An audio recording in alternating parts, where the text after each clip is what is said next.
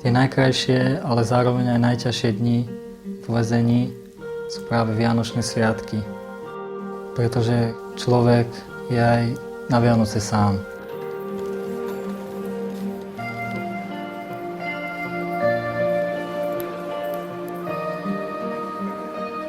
Keď som sa dostal sem na samotku, vianočným stromčekom sa mi stal môj pohľad na oblohu s rozsvietenými hviezdami, ktoré pre mňa znamenali ten najväčší vianočný stromček s množstvom svetielok. A pri jasličkách, ktoré mi urobili misionárky lásky zo Žiliny, som sa duchovne spojil so všetkými na slobode.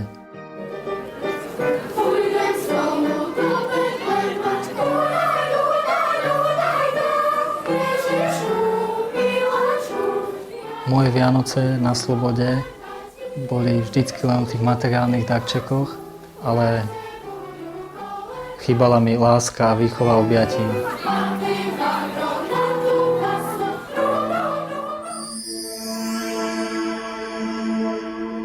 Platil doma taký zákon, že čas sú peniaze a kvôli tomuto zákonu, ktorý sa dosť tvrdo dodržoval, ten rodinný povraz, ktorý bol na začiatku manželstva rodičov upletený z nejakých tých nitiek lásky, úcty a schopnosti obetovať sa jeden pre druhého, pomaly slabol a životné situácie, ktoré prinášal každodenný život, boli presiaknuté hádkami, násilím, krvou.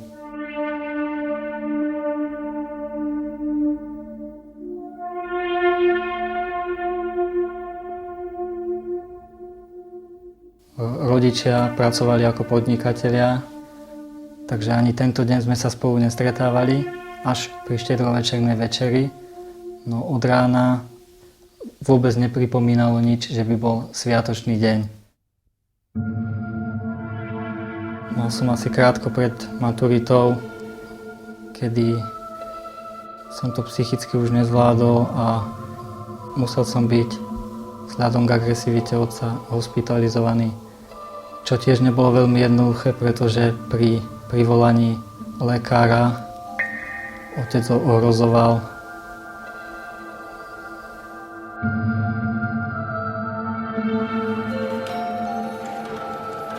Keď som sa dostal do nemocnice, o 2 dní som bol na žiadosť rodičov prepustený domov, pretože si nevedeli predstaviť, že budú mať syna v nemocnici, konkrétne na psychiatrickej klinike.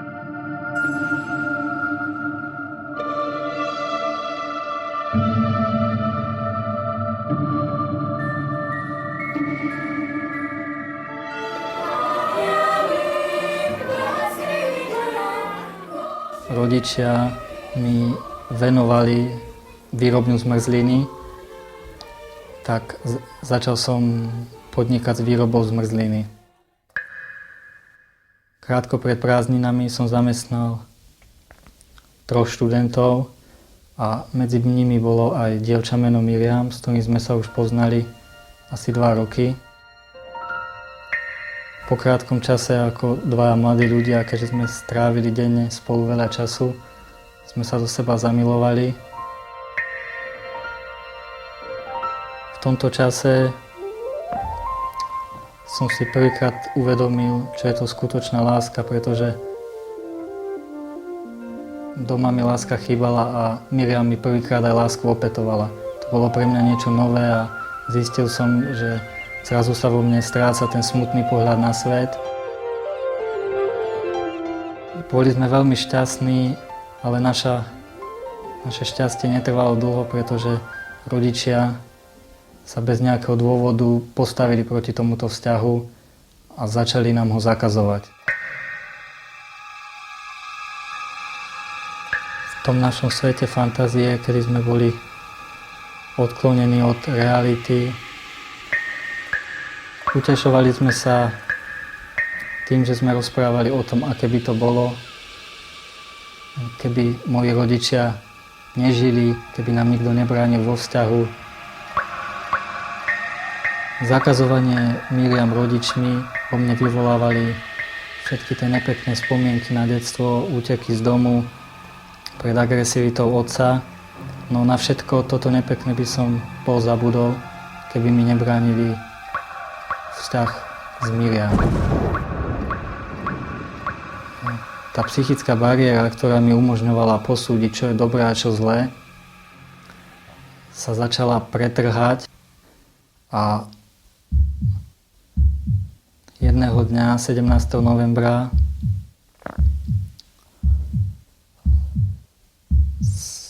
som spáchal strašný skutok, kedy som si zavraždil vlastných rodičov.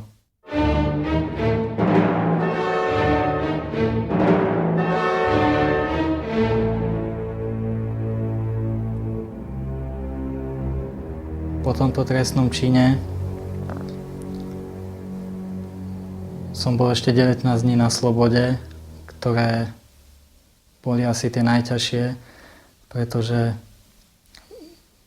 keď som napríklad niekomu podával ruku, uvedomoval som si, že ju podávam už nie ako obyčajný človek, ale ako dvojnásobný vrah. Keď som sa s niekým rozprával, musel som rozprávať klamstvá a takisto aj vzťah s Miriam prestal byť taký, ako bol, nedalo sa v ňom pokračovať.